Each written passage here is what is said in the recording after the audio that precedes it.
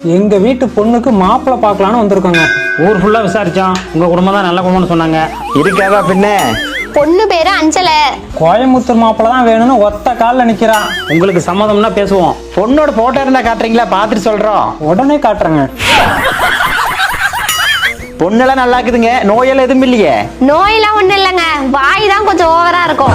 அதெல்லாம் ஒண்ணும் பிரச்சனை இல்லைங்க. எங்க ஊர் பவானி தண்ணி குடிச்சா எல்லாம் சரியா போயிரு. என்னங்க சொல்றீங்க? பவானி தண்ணியில மருத்துவ குணம் இருக்கா? இல்லைங்க, தண்ணி வைக்கிற கடுக்கடுப்பு குடிச்சா தொண்டை கட்டிடு. அப்புறம் எங்க பேசுறது? சரிங்க, ஓப்பனா கேக்குறோம். பொண்ணு சைடுல என்ன எதிர்பார்க்குறீங்க? நாங்க என்னங்க பெருசா எதிர்பார்க்க போறோம்? 10 மூட்டை கம்பு, 20 மூட்டை சோளம், 30 மூட்டை நெல். மேற்படி உங்களுக்கு என்ன விருப்பமோ பண்ணிக்கங்க. சரி, பையனை பத்தி கொஞ்சம் சொல்லுங்க. ஏனுங்க, பையன் விளையாடல இல்லைங்க. இந்த கொங்கு மண்டலத்துக்கே தெரியும். 2 ஏக்கரா தென்னந்தோப்பு, 2 ஏக்கரா முருங்கைத்தோப்பு, 2 ஏக்கரா வாழைத்தோப்பு, எல்லாமே அவன் கண்ட்ரோல் தான் இருக்குது. எங்க பொண்ணு மட்டும் சும்மா இல்லைங்க, 3 ஏக்கர் முந்திரி தோப்பும் அவ கண்ட்ரோல்ல தான் இருக்கு. அதெல்லாம் சரிதாங்க. இது மலையடி வாரம், வள்ளூர் நிறைய இருக்குமே. அதெல்லாம் வளைச்சு சாத்துவா. சரிங்க, முட்டை போடுறது அடக்காக்குறதெல்லாம்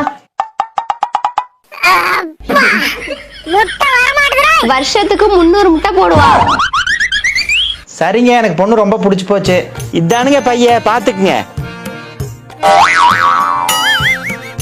சரிங்க, ஒரு போட்டோ எடுத்து பொண்ணுக்கு அனுப்பிக்கிறேன். தம்பி, போட்டோ ஒன்று அனுப்பியிருக்கேன் பாரு. மாப்பிள்ளை போட்டோ தான்.